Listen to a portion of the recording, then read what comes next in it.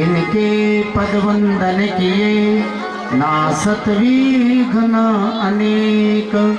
बोलिए जगदम्बे मैया श्री राधे श्याम। माँ भगवती की महती कृपा, उनके पावन चरणों में बैठकर हम आपको श्रीमद् भागवत कथामृत पान करने का सुंदर सौभाग्य जो है प्राप्त हो रहा।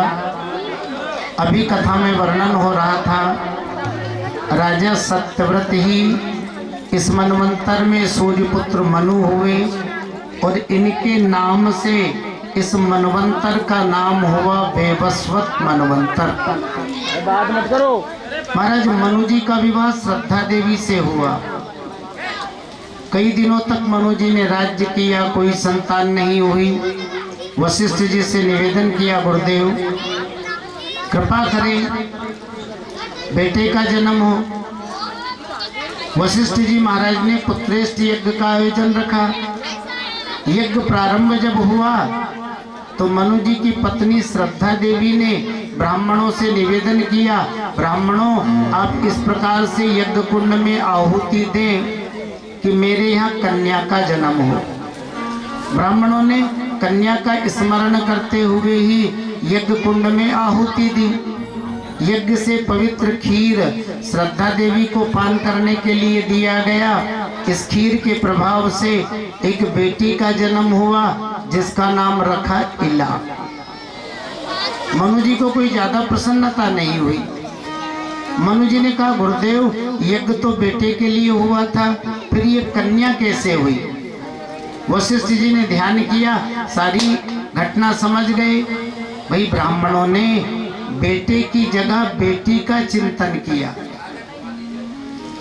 मनु चिंता मत करो, हम आपकी कन्या को ही बालक बना देंगे। इन्होंने भगवान नारायण की आराधना की और भगवान ने प्रसन्न होकर के इस कन्या को बालक बना दिया। कन्या का नाम था इला, बालक का नाम हो गया सुद्युम्न। एक बार राजकुमार सुद्युम्न जब बड़े हुए अपने घोड़े पर बैठ करके उत्तर दिशा में मेरु पर्वत की तलहटी में शिकार करने के लिए गए। ऐसी विचित्र घटना घटी कि इनका बेटा बेटी हो गया, घोड़ा घोड़ी हो गया और ये फिर स्त्री। देखो जी, मेरु पर्वत की तलहटी में ये बड़ा विचित्र स्थान है। इस जगह को भगवान भोलेनाथ ने माता पार्वती जी की प्रसन्नता के लिए श्राप दे रखा है। स्थानम या प्रविशेदेतत् सावे योषित भवेदिति। इस स्थान पर कोई भी पुरुष यदि जाएगा तो वो स्त्री बन जाएगा। सो इनका घोड़ा घोड़ी बन गया और फिर ये स्त्री।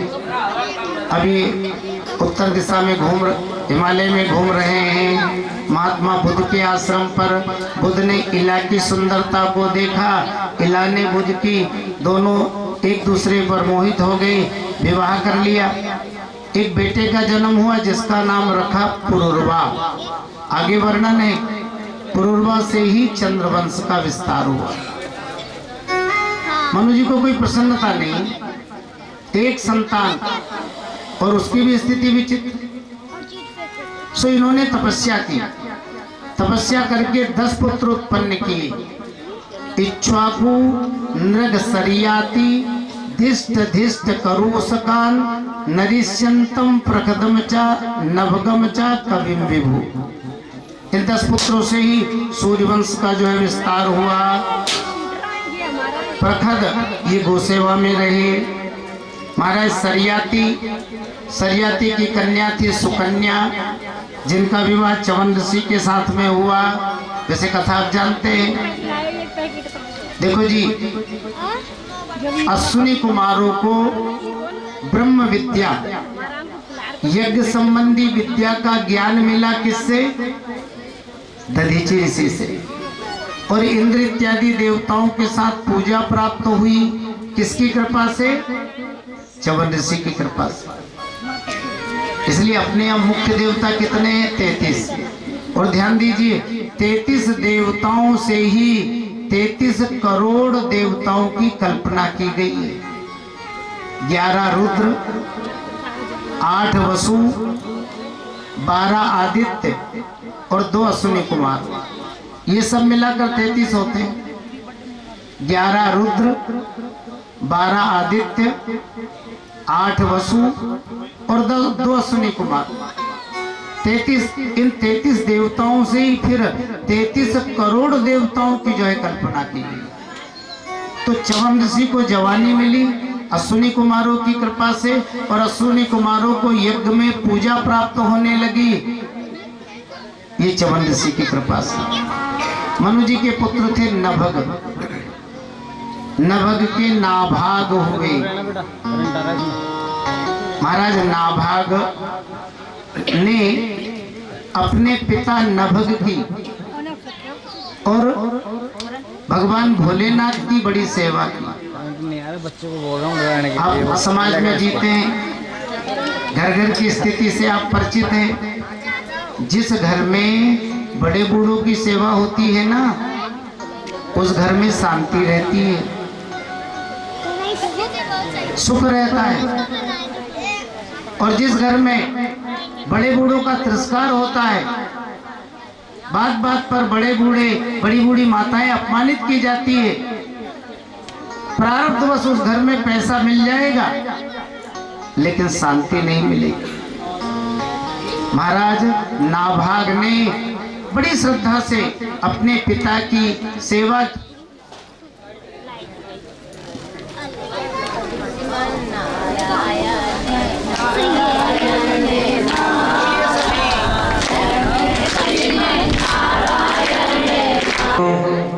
महाराज नाभाग की सेवा, उनका सत्कर्म, उनके पुण्य, देखो उनके यहाँ परम भागवत महाराज अम्बरीश का जन्म हुआ।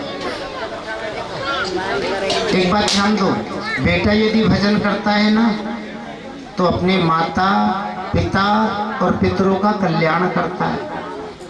माता पिता भजन करके चाहे कि अपने बेटे का कल्याण कर दे, नहीं होगा। माता पिता के भजन करने से बेटे का कल्याण नहीं होगा, पोते का कल्याण नहीं होगा, बल्कि बेटे के भजन करने से माता पिता और पितरों का कल्याण होगा। माँ बाप यदि अच्छे कर्म करेंगे तो उनकी संतान वैभवशाली होगी। बाड़ी पूत पिता के धर्मा, पिता धर्मात्मा है, सदाचारी है, पुण्यात्मा है, तो निश्चित ही उसकी संतान वैभव को प्राप्त करेगी। और ये उदाहरण है महाराज नाभाग। महाराज नाभाग ने अच्छे कर्म किए, भगवान शिव की भक्ति की, परमार्थ का आचरण किया, इसलिए उनके यहाँ परम भागवत भक्त अम्बरीश का जो है जन्म हुआ। महाराज अम्बरीश संपूर्ण भारतवर्ष के राजा, लेकिन उच्च कोटि के भक्त। सारा समय महाराज अम्बरीश का भगवत सेवा में बीतता। सुखदेव जी महाराज ने तो कई श्लोकों में इनकी भक्ति का वर्णन किया है। सावे मनः कृष्ण पदारविंदयोर वचांसि वैकुंठ गुणानुवर्णने करो हरिर् मंदिर मार्जनादिषु श्रुतिं चकार अच्युत सत्कथोदया। एकांत में बैठकर भगवान का ध्यान करना, मंदिर में बैठकर हरिनाम संकीर्तन करना, पैरों से तीर्थ यात्रा में जाना, सत्संग में पहुंचना, हाथों से भगवत सेवा करना, भागवत सेवा करना। और जब भी महाराज अम्बरीश एकांत में बैठकर भगवान से मांगते, संसार का वैभव नहीं मांगते, कामं च दास्य न तु काम काम्यया यथा उत्तम श्लोक जनश्रयः रति। एक ही प्रार्थना करते, हे नारायण ऐसी कृपा करो कि मैं जन्म जन्मांतर तक आपकी भक्ति करता रहूं, आपकी सेवा बंदगी करता रहूं। आज बुरा मत मानना, अक्सर लोग कहते हैं महाराज हमारे ऊपर तो राम जी की दया ही नहीं है, एक बात बताओ, भगवान तो दया के समुद्र हैं, उनमें दया क्यों नहीं? श्री राम दया के सागर। लेकिन राम जी की दया को पाने के लिए हमें भी तो कुछ करना पड़ेगा। क्या करें? बोले दया, दया का उल्टा कर दो, क्या होगा? याद। हम भगवान को याद करें।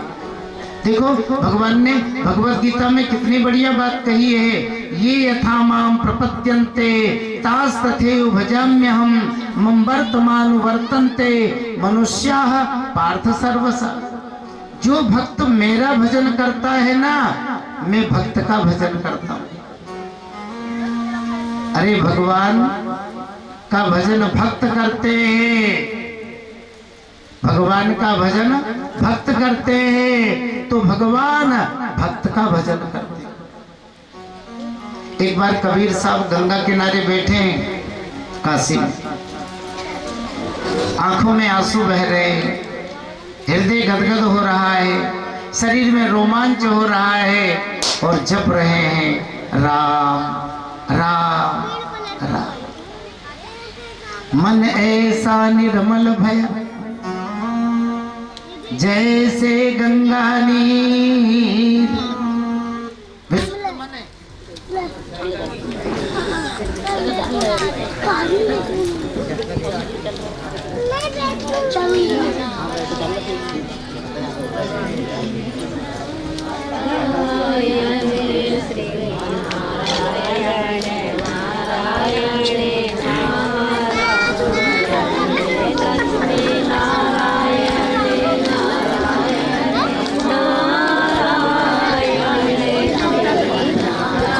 श्री राम।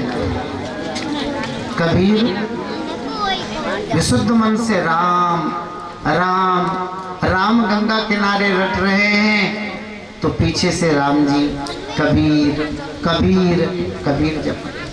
मन ऐसा निर्मल भया तो जैसे गंगा नीर, तो पीछे पीछे हरि फिरे और कहत कबीर कबीर। भक्त भगवान का भजन करता है, तो देखो जी भगवान भक्त का भजन करता। यही भी यहाँ भी आप देख ले, महाराज अम्बरीश भगवान की सेवा बंदगी में लगे रहते, तो इनकी भक्ति पर भगवान रीझ गए और अपने सुदर्शन चक्र को पहरेदारी पर नियुक्त कर दिया। भगवान के सुदर्शन महाराज अम्बरीश की रक्षा में पहरेदार बन करके जो है रह रहे हैं। कुछ दिन बीते, कार्तिक का महीना, शुक्ल पक्ष, तीर्थ यात्रा करते हुए महाराज अम्बरीश विद्वानों के साथ मधुपुरी में गए, यमुना स्नान किया और द्वादश भेदी एकादशी का व्रत किया। देखो जी वैष्णवों का प्रिय व्रत है एकादशी का,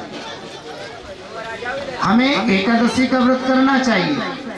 लेकिन ये ध्यान दो, दसवीं भेदी एकादशी का व्रत हरि भक्तों को नहीं करना चाहिए, द्वादश भेदी एकादशी का व्रत करना चाहिए। द्वादश भेदी एकादशी का व्रत किया, केवल यमुना जल और तुलसी दल लेकर के। अब दूसरे दिन पुनः यमुना स्नान किया, भगवान की सेवा बंदगी की, सेवा से निवृत्त होकर के एकादशी व्रत का पारायण करने वाले हैं। इतने में ही दुर्वासा जी महाराज आ गए। देखो जी किसी भी पुण्य कर्म में संत का आगमन, हरि भक्त का आगमन, ये सौभाग्य सूचक माना जाता है। महाराज अम्बरीश बड़े प्रसन्न हुए, दुर्वासा जी को भाव से दंडवत प्रणाम किया, निवेदन किया, बाबा बड़ा सौभाग्य है जो व्रत के समापन के समय में आप पधारे, अब कृपा करके यही प्रसाद ग्रहण करिए, प्रसाद तैयार है। दुर्वासा जी ने निमंत्रण को भी स्वीकार कर लिया। देखो अम्बरीश, अभी तो मैं स्नान करने के लिए जा रहा हूँ, स्नान से निवृत्त होकर जब लौटूंगा ना तब प्रसाद ग्रहण करूंगा। स्नान करने के लिए बाबा जी क्या गए, बहुत समय तक स्नान ही करते रहे। इधर द्वादशी तिथि समाप्त होकर के त्रयोदशी लगने का समय आ गया। देखो एकादशी व्रत का एक नियम और है, एकादशी व्रत का पारायण द्वादशी में ही हो जाना चाहिए। यदि त्रयोदशी तिथि लग जाती है तो फिर वो एकादशी का व्रत नहीं माना जाता है, द्वादशी का व्रत माना जाता है। महाराज अम्बरीश बड़े चिंतित है।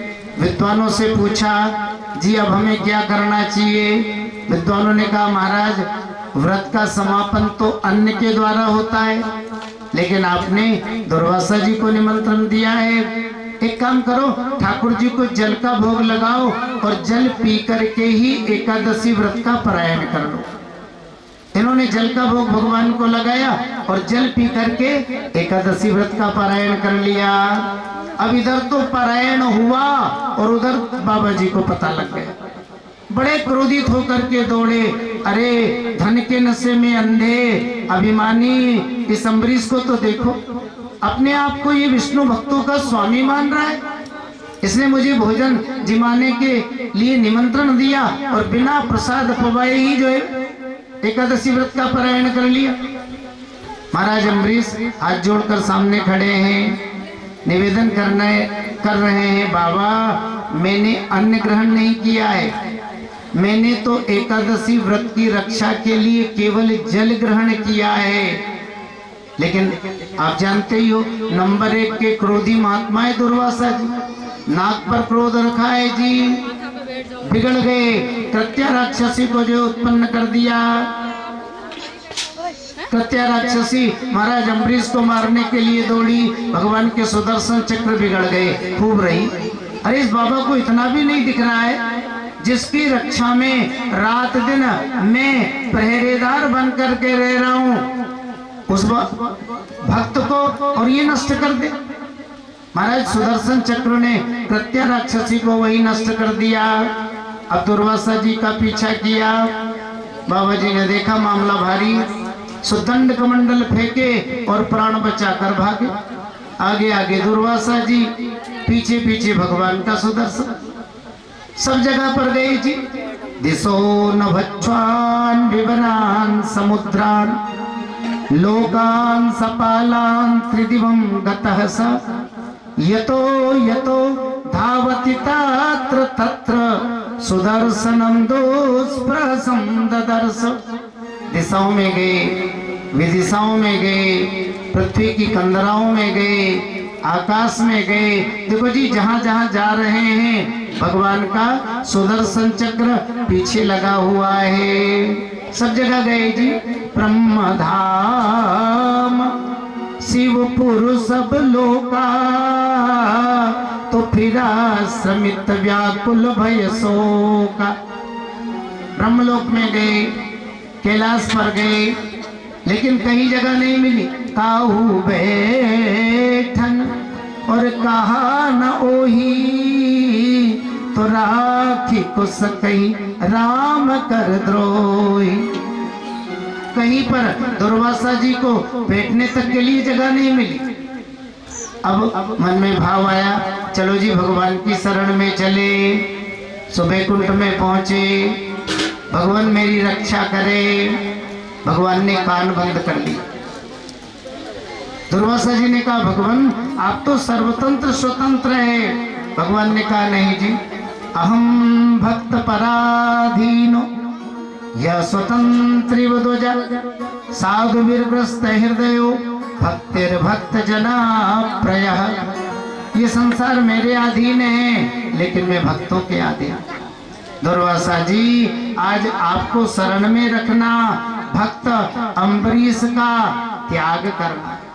अब आप ही बताओ, जो स्त्री पुत्र धन परिवार यहाँ तक कि शरीर से अहमता और ममता को त्याग करके मेरी शरण में आ जाते हैं, मैं ऐसे भक्तों का त्याग भला कैसे करूं? दुर्वासा, संत मेरा हृदय है, साधुवो हृदय मह्यम साधूनाम हृदयत्वहम मदन्यते न जानन्ति ना हम तेभ्यो मनागपि।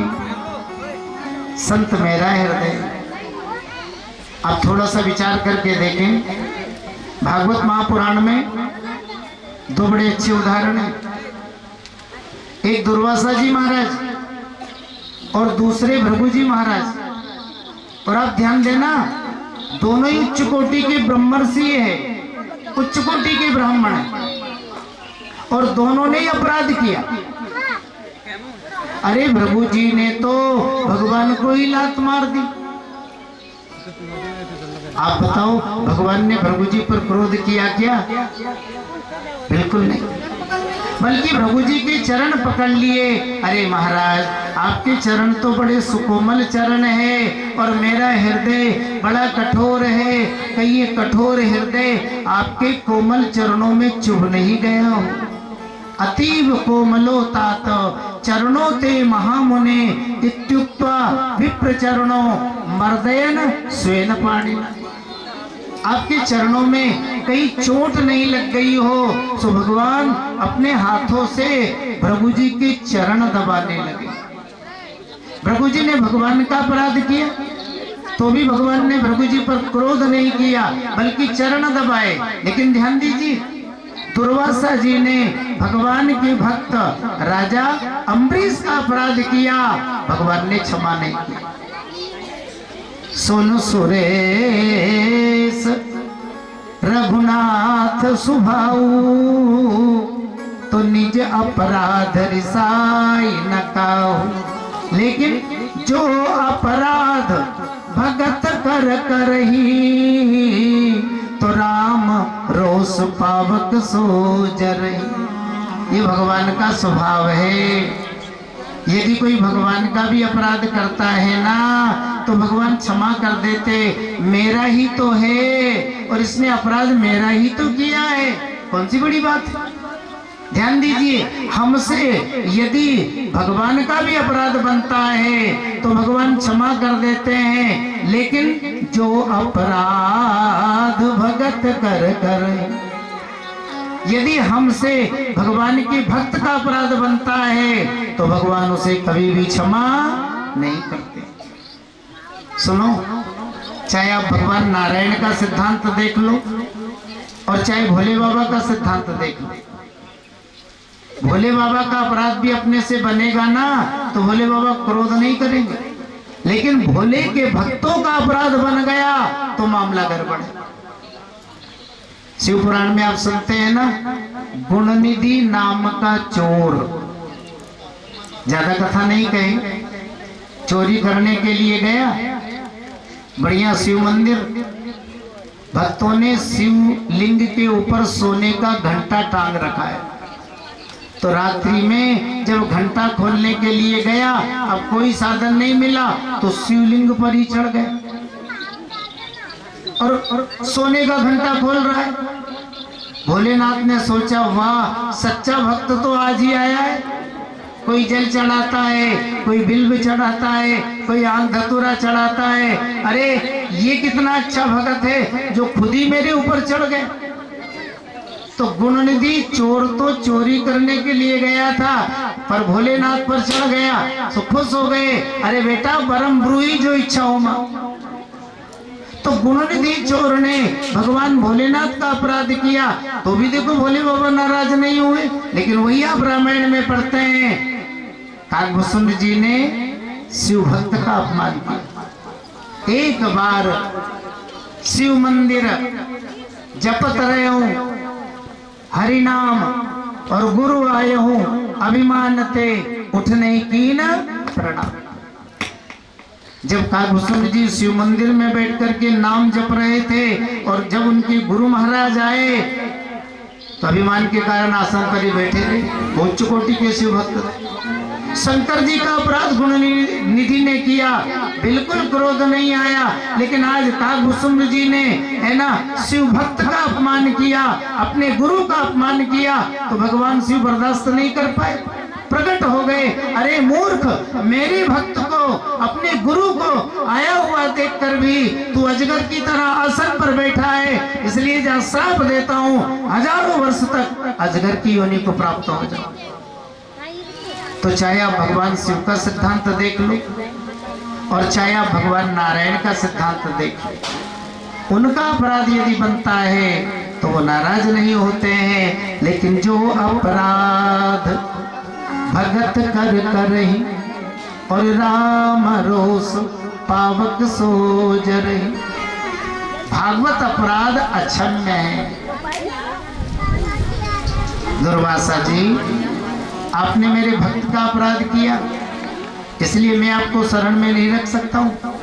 दुर्वासा जी प्रार्थना करने लगे, नारायण अब मैं क्या करूं, कहाँ जाऊं, कैसे मेरे प्राण बचेंगे। भगवान ने कहा, जिन राजा अम्बरीश का आपने अपराध किया उन्हीं की शरण में जाओ, वही आपकी रक्षा करें। थोड़ा सा यहाँ से सीखो।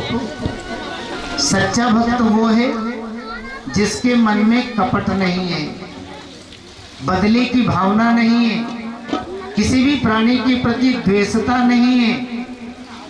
दुर्वासा जी ने तो राजा अम्बरीश को मारने का उपाय किया, प्रयास किया, लेकिन राजा अम्बरीश हाथ में पूजा की थाली लिए हुए यमुना किनारे खड़े हैं, प्रतीक्षा कर रहे हैं कब दुर्वासा जी आए और कब मैं उनका पूजन करूं। आखिर दुर्वासा जी आए, सुदर्शन चक्र को महाराज अम्बरीश ने प्रसन्न किया, दुर्वासा जी को उठाया, प्रेम से पूजन किया, बड़े सम्मान से प्रसाद जिमाया। महाराज अम्बरीश के प्रेम को देखकर दुर्वासा जी का हृदय पिघल गया। अहो अनंत दासानां महत्वं दृष्ट अद्य में कृतागसोपि यद राजन मंगलानि समीहसे। अरे आज मैंने भगवान के भक्तों के महत्व को देखा है, भगवान के भक्तों का मन कितना उदार होता है। महाराज अम्बरीश, मैंने तो आपको मारने का प्रयास किया, लेकिन आप धन्य है जो मेरे अपकार का बदला भी उपकार से चुकाए। देखो जी, अपकार का बदला अपकार से चुकाना, अपकार का बदला अपकार से चुकाना ये साधुता नहीं है, बल्कि अपकार का बदला उपकार से चुकाना यही साधुता है। रामायण में आप देखो, सुनो, जो आदमी जैसा होता है वो वैसी बात करता है। रामायण में सबसे अच्छे साधु कौन है? भरत जी महाराज। और भरत जी ने राम जी से पूछा था ना, भैया संतन की महिमा रघुराय और बहुविधि वेद पुराणन गाय। संतों की महिमा का वर्णन वेद पुराण भी करते हैं।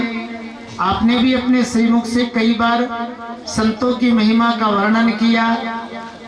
तो भैया संतों के लक्षण किस प्रकार के होते हैं? देखो राम जी ने कितना संक्षिप्त में और कितनी बढ़िया बात जो है रखी। संत असंतन के यसी करनी तो जिमि कुठार चंदन आचरण। देखो भरत, जो सज्जन होते हैं ना, उनकी करनी चंदन की तरह होती है, और जो दुष्ट होते हैं ना, उनकी करनी कुल्हाड़ी की तरह होती है। अब कुल्हाड़ी का काम क्या है? काटना। अपन तो गांव में बैठे हैं, घर घर कुल्हाड़ी मिलेगी। कुल्हाड़ी का काम काटने का ही तो है। काट ही परस मलय सुन भाई तो निज गुण देत सुगंध बसाई। कुल्हाड़ी का काम है काटना, अपकार करना। अब कुल्हाड़ी से आप चंदन को काटिए। जिस कुल्हाड़ी से अपन चंदन को काटेंगे ना, वो कुल्हाड़ी भी चंदन की सुगंध से सुगंधित हो जाएगी। घर में कुल्हाड़ी को रखेंगे ना तो सारा घर महकता रहेगा चंदन की महक से। बस वही स्थिति दुष्ट का काम है अपकार करना, और सज्जन का कार्य है अपकार करने वाले के साथ भी उपकार करना। और इसलिए देखो जी, दोनों की स्थिति अलग अलग रहती। ताते सुरसी सन चढ़त और जगबल्लभ श्रीखंड तो अनल दाह पीटत घनहि और परस बदन यह दंड। चंदन अपकार का बदला भी उपकार से चुकाता है। काटने वाली कुल्हाड़ी को भी सुगंध प्रदान करता है, इसलिए भगवान के मस्तक पर चढ़ता है, देवताओं के मस्तक पर चढ़ता है, और सज्जन लोग भी चंदन को प्रेम से अपने ललाट पर मस्तक पर धारण करते हैं, क्योंकि वो अपकार का बदला उपकार से चुकाता है। और कुल्हाड़ी की क्या गति होती है आप सब जानते हो। लकड़ी काटते काटते जब धार कमजोर हो जाती है ना, तो कुल्हाड़ी को लेके लोहार के आ जाते हैं, और लोहार भी कुल्हाड़ी पर दया नहीं करता है, कुल्हाड़ी को लेगा और लेकर के आग में डाल देगा, पूरी तरह तपाएगा। अनल दाह पीटत नहीं और परस बदन यह तन, पूरी तरह जब लाल हो जाएगी ना तो घन से उसकी पिटाई करेगा। हमारे एक संत कहा करते थे, देखो जी, अपकार का बदला यदि अपन अपकार से चुकाएंगे ना तो भगवान इस झगड़े में नहीं पड़ेंगे। अपकार का बदला यदि हम अपकार से चुकाएंगे तो भगवान इस झगड़े में बिल्कुल नहीं पड़ेंगे, लेकिन अपकार का बदला उपकार से चुकाएंगे। अपराधी के प्रति भी क्षमा का भाव रखेंगे तो उस अपराधी को भगवान दंड देंगे, और सुनो, बहुत बड़ा दंड देंगे। लेकिन आज तो बुरा मत मानना, हम लड़ने के लिए तैयार बैठे। हाँ, कोई ईंट फेंक करके देखें, हम पत्थर फेंकने के लिए तैयार बैठे। अपकार का बदला उपकार से चुकाएंगे तो अपराधी को दंड देंगे, और बहुत बड़ा दंड देंगे। और हम ही अगर न्याय को अपने हाथ में ले लेंगे तो सुनो, ठाकुर जी झगड़े में नहीं पड़ेंगे। कई बार आपको कथाओं में सुनाया, हम आपकी बात नहीं कर रहे, हमारी बात कर रहे। एक बार एक संत थे, गंगा किनारे रह करके भजन साधन करते रहते, प्रतिदिन गंगा में स्नान करना, ठाकुर सेवा करना। तीसरे पैर का समय महात्मा जी गंगा स्नान करने के लिए गए। गंगा में स्नान किया, फिर अपने पात्र बर्तनों को साफ किया और भगवान की सेवा के लिए गंगा जल लेकर के गंगा से बाहर निकले। संयोगवश आज घाट पर एक धोबी कपड़ा धोने के लिए गया था। अब इधर तो महात्मा जी गंगा से बाहर निकले और उधर धोबी ने बड़े जोर से कपड़े खींचे। अब कपड़े खींचे तो गंदे कपड़ों के गंदे छींटे जाकर के संत जी पर लगे। महात्मा जी बिगड़ गए, दिखता नहीं है क्या, भगवान की सेवा के लिए मैं जल लेकर के जा रहा हूँ और तुमने मेरे स्नान को बिगाड़ दिया। धोबी ने कहा, बाबा ये तो घाट है, कोई नहाएगा तो कोई धोएगा, आपको इतने ही ज्यादा कर्मकांड करना है तो उधर जाके नहा लेते। हाँ, धोबी ने कहा, महात्मा जी ने कहा, एक तो स्नान बिगाड़ दिया और दूसरे में ज्ञान ऊपर से दे रहा है, एक हाथ खोटी खरी बात कह दी। अब धोबी तो ठहरा, महात्मा हो गया, बोलने का लक्षण तक नहीं आया, उठाया डंडा, 2-4 महात्मा जी में जमा दिया। अब धोबी ने संत को पीटा।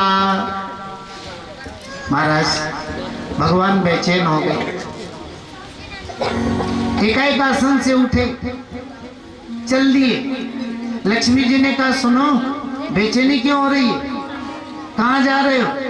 भगवान ने कहा, लक्ष्मी क्या बताऊं, अरे एक धोबी ने मेरे संत को पीटा, सो मैं उस धोबी को दंड देने के लिए जा रहा हूं। थोड़ा सा ही चले और भगवान वापस लौट करके आ गए। लक्ष्मी जी ने कहा, सुनो जी, आप तो धोबी को दंड देने के लिए जा रहे थे, फिर वापस लौट करके कैसे आ गए? भगवान ने कहा, लक्ष्मी क्या बताऊं, अब वो दोनों ही धोबी बन गए, दोनों धोबी। अरे धोबी ने संत को पीटा तो वो महात्मा जी भी हमारी तरह कमजोर नहीं थे, वो भी अखाड़े के नागा थे। उन्होंने कहा, अच्छा तेरी इतनी हिम्मत, मुझे ही मारने पर उतारू हो गया। पकड़ा धोबी को, नीचे पटका, डंडा छीना, उसने तो 2-4 ही जमाए थे, बाबा जी ने उसमें 10-20 डंडे जो है रगड़ दिए। भगवान ने कहा अरे लक्ष्मी, अरे वो धोबी तो धोबी था ही, जो धोबी ने संत को पीटा, लेकिन अब वो संत भी धोबी बन गया जो उस धोबी को पीट रहा है। वो दो धोबी तो गंगा किनारे पहले से ही झगड़ रहे हैं, अब उन दोनों धोबियों के बीच में मुझ तीसरे धोबी की क्या जरूरत है। तो वस्तु स्थिति क्या है, अपकार का बदला अपकार से चुकाना ये साधुता नहीं है जी। हमारी परंपरा में तो सज्जन वो है, संत वो है, महापुरुष वो है जो अपकार का बदला भी उपकार से चुकाए। बोलिए कृष्णचंद्र भगवान की जय हो। आगे महाराज इक्ष्वाकु के वंश का वर्णन है, लेकिन छोटा सा कीर्तन, फिर आगे कथा का वर्णन।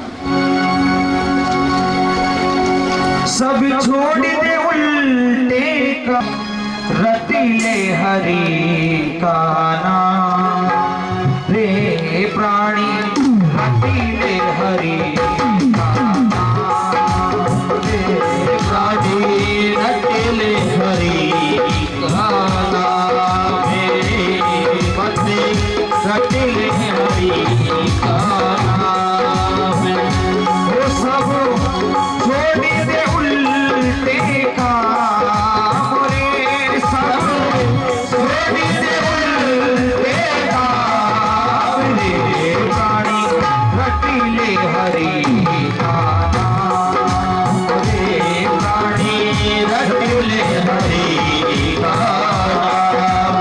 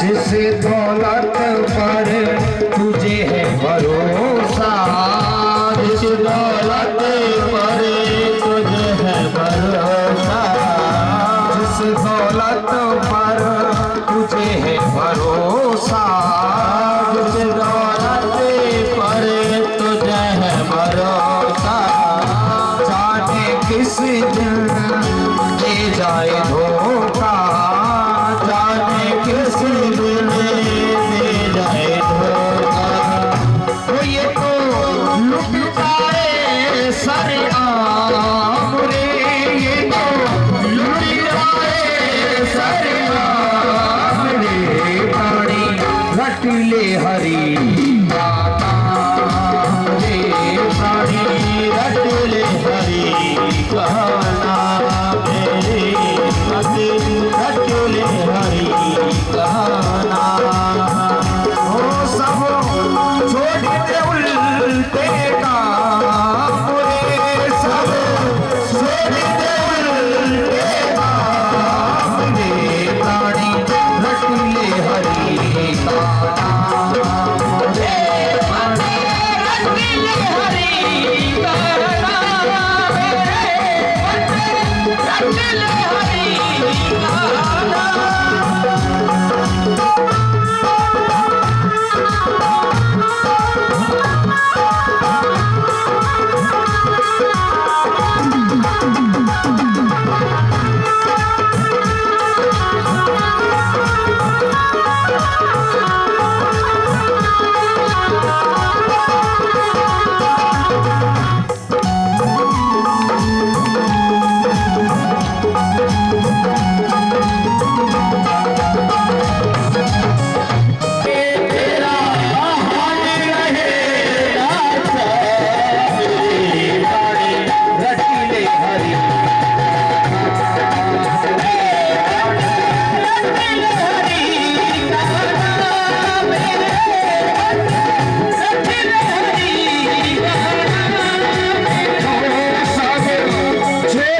उल्टे काम रे सब छोड़ी दे उल्टे काम रे प्राणी कटिल हरि गाना रे प्राणी कटिल हरि गाना मेरे प्राणी कटिल हरि गाना।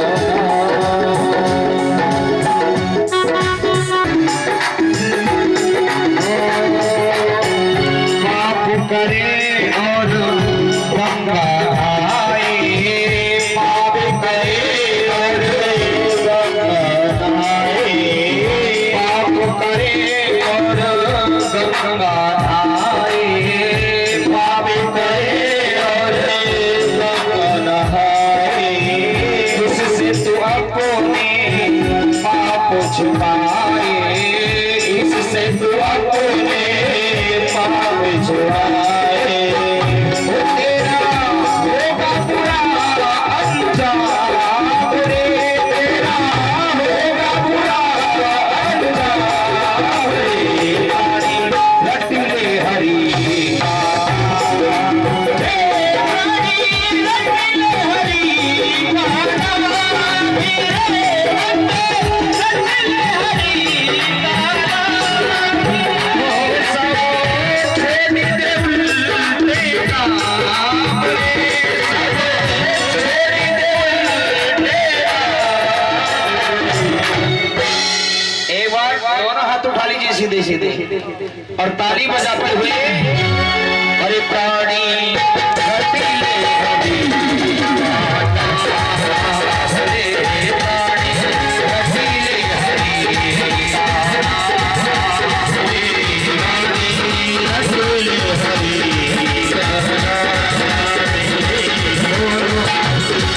बोलो श्री राम जय राम जय जय राम, श्री राम जय राम जय जय राम, बोलो श्री राम जय राम जय जय राम, बोलो श्री राम जय राम जय जय राम, श्री राम जय राम जय जय राम, बोलो श्री राम जय राम जय जय राम, श्री राम जय राम जय जय राम, बोलो श्री राम जय राम जय जय राम, बोलो श्री राम जय राम जय जय राम, बोलो श्री राम जय राम जय जय राम, बोलो श्री राम जय राम जय जय, बोलो श्री राम जय राम जय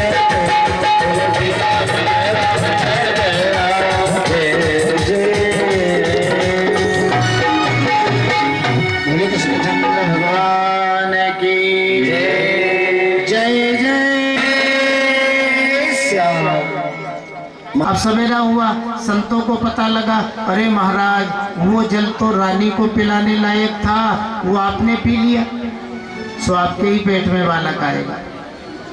इनके ही पेट में बालक आया, इनकी कुक्षी को चीरा, बालक को बाहर निकाला।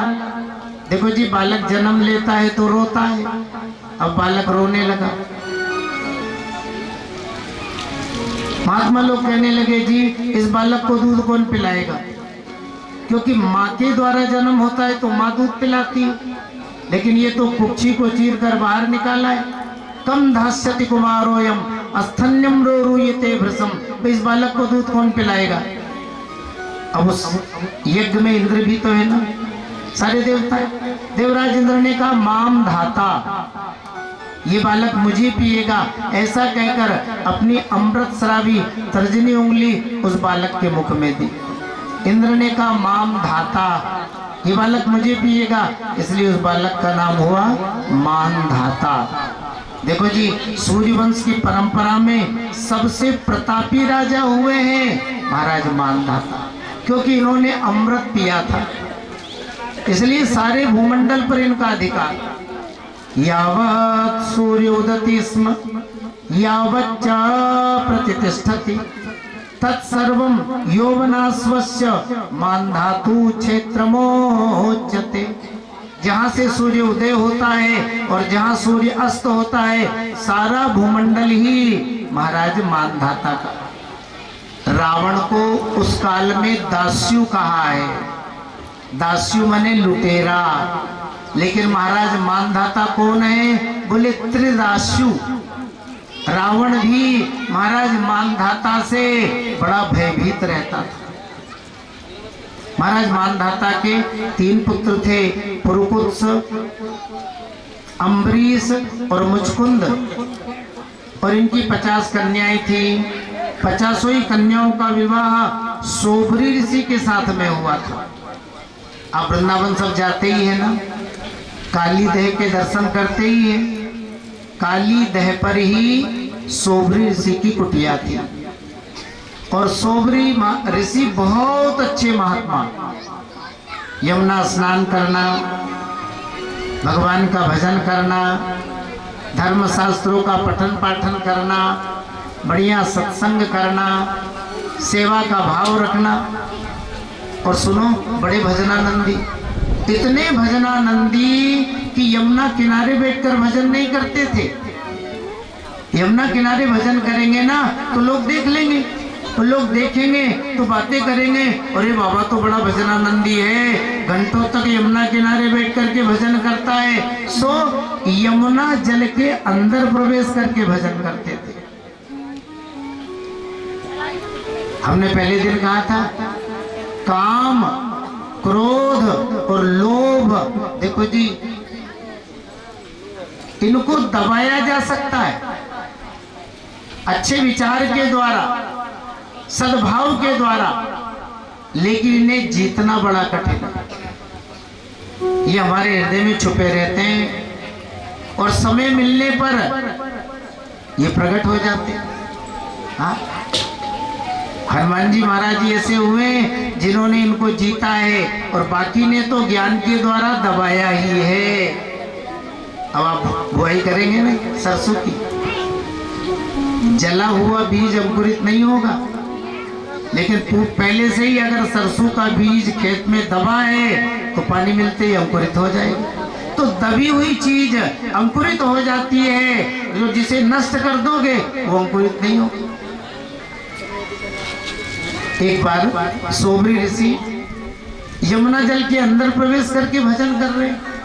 यमुनांतर जले मग्नस तप्यमानः परम तप निर्वृत्तं मीनराजस्य वीक्ष्य मैथुन धर्मिणा। यमुना जल के अंदर सोबरी ऋषि भजन साधन में लगे। भजन करते हुए एक मत्स्य की काम क्रीड़ा को देखा। एक मत्स्य अनेक मछलियों के साथ काम क्रीड़ा कर रहा है। अब देखो जी, हृदय में काम दबा हुआ है, मत्स्य की काम क्रीड़ा देखते ही वो अंकुरित हो गए। मन में भाव आया, एक बात है, अपना जीवन तो बेकार है जी, ब्रह्मचर्य का पालन करते रहते हैं, तपस्या में लगे रहते हैं, इस मत्स्य का जीवन बढ़िया है। देखो ना, इतनी सारी मछलियों के साथ काम क्रीड़ा कर रहा है।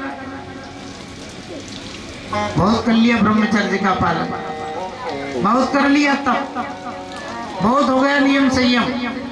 क्या करें, बोले अपन भी विवाह कर ले। और जहां विवाह की इच्छा हुई सो यमुना से बाहर निकले। अब अपने को कन्या कौन देगा, अपनी तो अवस्था भी ढल चुकी है। सो मन में भाव आया, अयोध्या में चले। महाराज मानधाता की 50 कन्याएं हैं, एक मांग लाए। जात स्प्रहो नृपम विप्रः कन्या में कामयाचत सोप्याह गृह्यतां ब्रह्मन् कामम कन्या स्वयं बदे। हृदय में काम उत्पन्न हुआ, सो तपस्या को छोड़ करके अयोध्या में पहुंच गए। महाराज मानधाता से कहा, जी 50 कन्याएं हैं, एक कन्या का विवाह मेरे साथ कर दो। महाराज मानधाता ने भी सिर पकड़ा, खूब रही, मेरी कन्याएं तो तरुण अवस्था वाली है, इनकी तो अवस्था ही ढल चुकी है, इनके साथ कन्या का विवाह कैसे कर दे।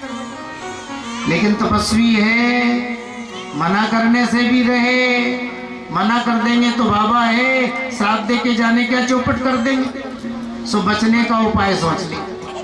सोप्याह गृह्यतां ब्रह्मन् कामम कन्या स्वयं वरे। देखो महाराज, रनिवास में चले जाओ, हमारी जो भी कन्या आपको देखकर आपके साथ विवाह के लिए तैयार हो जाएगी ना, उसी के साथ विवाह कर देंगे। मतलब ना तो कोई कन्या इनको देखकर इनके साथ विवाह के लिए तैयार होगी और ना विवाह करना। सोबरी ऋषि ने सोचा, अरे शायद मानधाता को मेरी तपस्या का ज्ञान नहीं है। बड़ा सुंदर रूप बनाया, रनिवास में गए, उन 50 कन्याओं ने देखा, वो 50 ही विवाह के लिए तैयार हो गए। अब महाराज मानधाता ने कहा था, जो विवाह के लिए तैयार हो जाएगी उसी के साथ विवाह कर देंगे। अब ये सारी विवाह के लिए तैयार हो गई, तो इन सब कन्याओं का विवाह सोबरी ऋषि के साथ तपस्या के द्वारा इन्होंने यमुना किनारे वही महल इत्यादि का निर्माण किया। और अब योगी का सारा समय भोगों में बीत रहा है। देखो ये बात पक्की है, जो योगी बन करके रहा है ना, वो ज्यादा दिनों तक भोगों में टिक नहीं सकता है। अरे सहज एकाकिन के भवन कबहू की नारी खटाए। जिन्होंने सारा जीवन एकांतिक जिया हो, वो गृहस्थी में कब तक रह सकते हैं? थोड़े समय तक ही सोबरी ऋषि रह पाए। अब बड़ा पश्चाताप, अहो इमं पश्यत में विनाश तपस्विनः सच्चरित व्रतस्य अंतर्जले वारिचरा प्रसंगात् प्रच्चावितं ब्रह्मचिरं धतं य। अरे मुझ तपस्वी के विनाश को तो देखो, मैं कितना भजन में, नियम संयम में, तपस्या में तल्लीन था, लेकिन एक मत्स्य की कामकेड़ा ने मेरे सारे जीवन को नर्क बना दी। अब सबको छोड़कर हिमालय में जाने लगे। उन कन्याओं ने कहा, देखो जी, हाथ पकड़ करके अयोध्या से लाए हो ना, तो अब जहां भी जाओ ना साथ में ही चलेंगे। तो सबको साथ में लेकर सोबरी ऋषि हिमालय में चले गए। देखो सोबरी ऋषि के चरित्र से हम आपको बढ़िया शिक्षा मिलती है। भागवत में 2 उदाहरण है, आप ध्यान दीजिए। कल हमने कहा था, एक अजामिल और दूसरा सोबरी ऋषि। अजामिल ने भी एक शूद्र की और एक वेश्या की कामकीड़ा को देख लिया, सो अजामिल का पतन हो गया। और सोबरी जैसे महात्मा ने भी एक मत्स्य की कामकीड़ा को देख लिया, तो सोबरी ऋषि का पतन हो गया।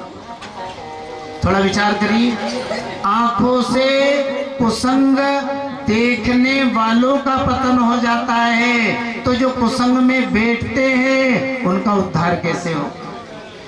इसलिए ध्यान रखिए, दुस्संग सर्वथा हेय, बुरा संग सदैव ही निंदनीय है। और भैयाओं, बुरे संग से बचो। कबहु दिवस महु निमिड़तम और कबहु की प्रगट पतंग, तो बिन सही उपजहि ज्ञान जिमी और पाई कुसंग सुसंग। अभी बादल निकल रहे हैं ना, जब ज्यादा बादल निकल आएंगे तो दिन में अंधेरा हो जाएगा। हवा चलेगी, बादल छट जाएंगे तो प्रकाश हो जाएगा। बस वही स्थिति।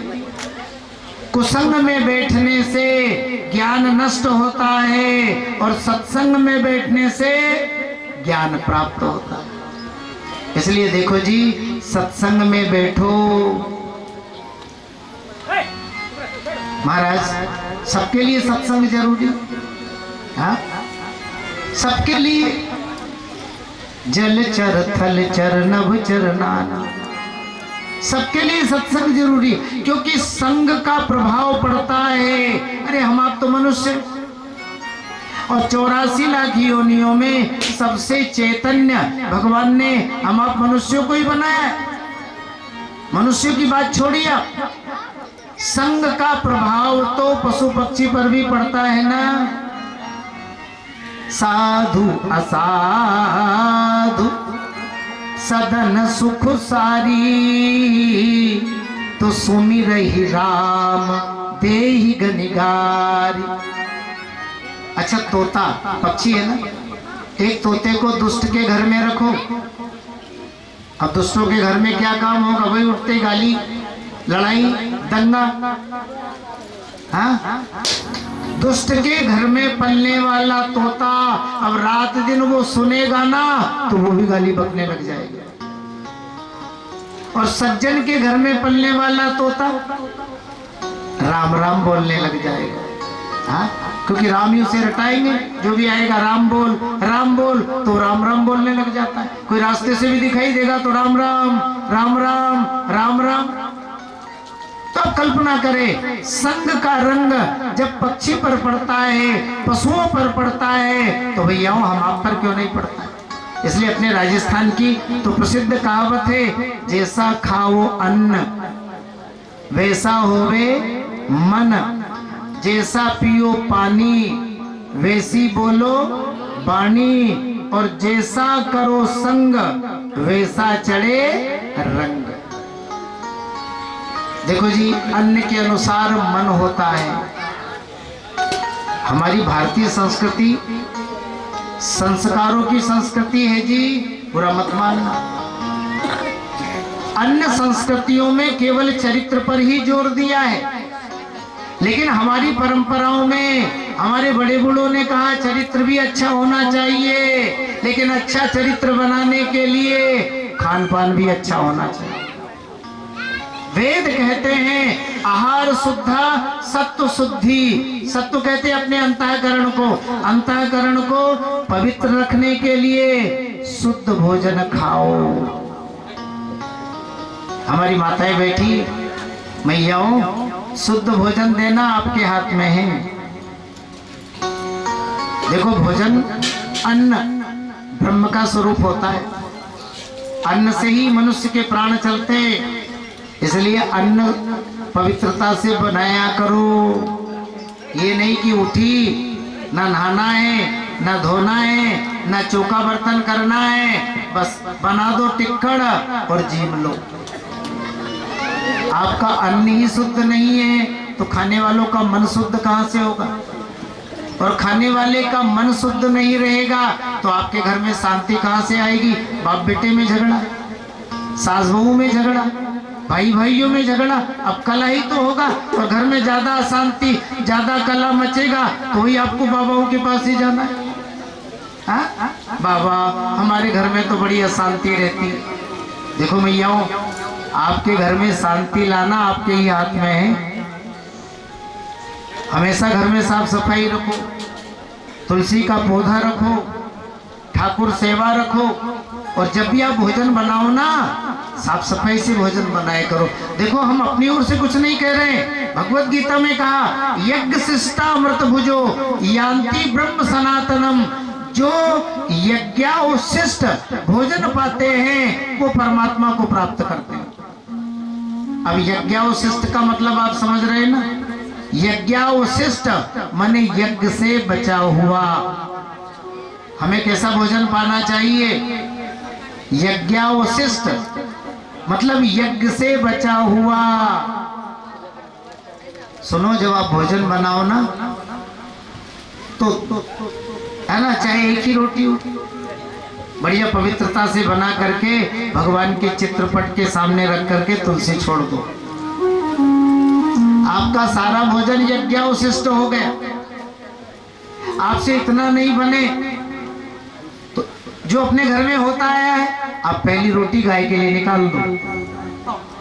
हाँ, आपने प्रथम रोटी गाय माता के लिए निकाल दी ना, तो आपका सारा भोजन ही यज्ञोशिष्ट भोजन हो गया। और इतनी भी आपसे नहीं बन रही है कि आप भगवान को भोग नहीं लगा सकती हो, गाय माता के लिए नहीं निकाल सकती हो, तो एक सूत्र और बता देते। घर में दादा दादी तो है ना, जब आप भोजन बनाया करो ना तो सबसे पहले अपने दादा को, जो घर में सबसे बूढ़ा हो ना, आप उसे भोजन सबसे पहले दो। दादा नहीं है तो दादी मैया, हाँ, 2 रोटी दान स्वरूप। दादी जी घर में है तो भोजन जब बने तो सबसे पहले आप भोजन बना करके अपनी दादी को जिमा दो। आपका सारा भोजन ही यज्ञोशिष्ट भोजन हो गया। और ऐसे यज्ञोशिष्ट भोजन को पाने से हमारा कल्याण होगा, हमारे घर में सुख शांति रहेगी। महाराज, आहार शुद्धा सत्व शुद्धि वेद कहते हैं। देखो जी, अन्न के अनुसार मन। आज बुरा मत मानना, जो पाश्चात्य संस्कृति हमारे समाज में आ रही ना, समाज की स्थिति बिगड़ रही है। अभक्ष भोजन का हमारे समाज में प्रचलन हो गया। क्या हमारी युवा पीढ़ी कहाँ जा रही है? अरे भाई शिक्षा होनी चाहिए, अच्छी बात है, लेकिन ऐसी शिक्षा भी किस काम की कि संस्कारी चौपट हो गए।